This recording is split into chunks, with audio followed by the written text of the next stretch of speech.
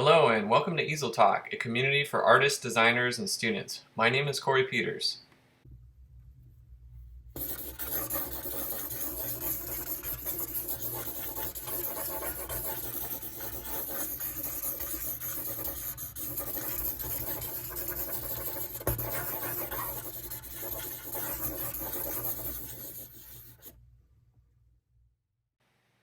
In this video, I'm going to show you a scribble technique for making really interesting silhouettes. This approach is great for furniture design or any kind of product design, character design, architectural design, anything really. It's so important to have a good silhouette when you are designing because no amount of good color, good texture, or good use of value is going to save a bad silhouette. And in case you're unclear about what a silhouette is, it's a dark outline and shape of something against a light background. Alright, let's go over the materials real quick for this exercise. I'm going to be using 8.5 by 11 computer paper. I will be using a brush. It is a number 8 silver black velvet 3000S round brush. I like these brushes because they come to a good point. They are lightweight and they're reasonably priced.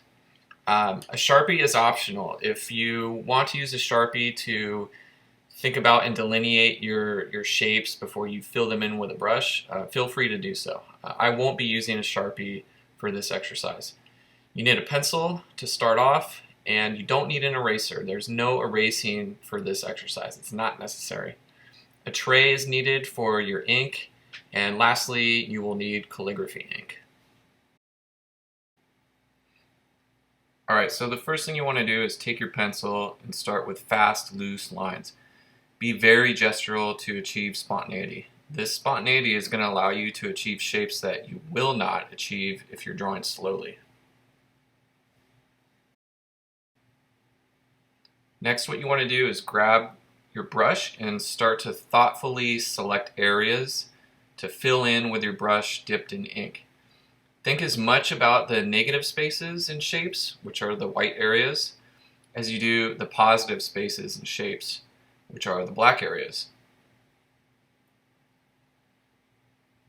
In terms of shape making, think about things like thick versus thin, short versus long, small versus big. Remember that contrast creates variety, and variety creates interest, and interest makes your work more engaging.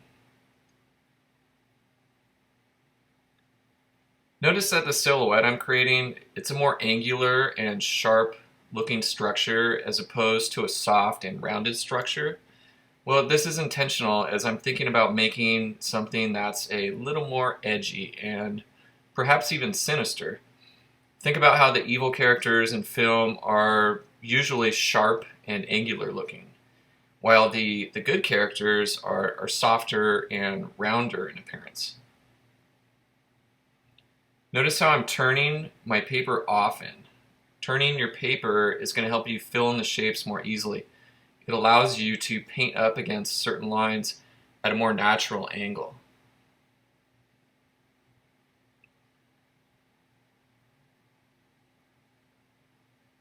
And I just want to reiterate to take your time with this block-in phase. Really analyze what you're doing.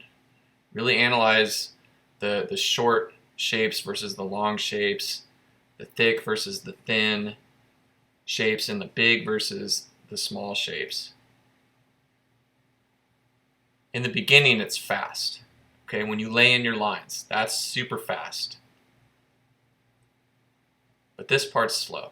Slow down on this part. In real time, this silhouette took about 15 minutes.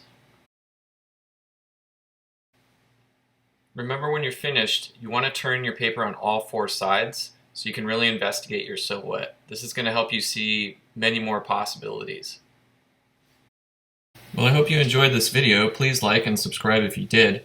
Also, you can follow me on Instagram if you'd like to see more of my work. In part 2, I will show you exactly what I ended up turning this silhouette into.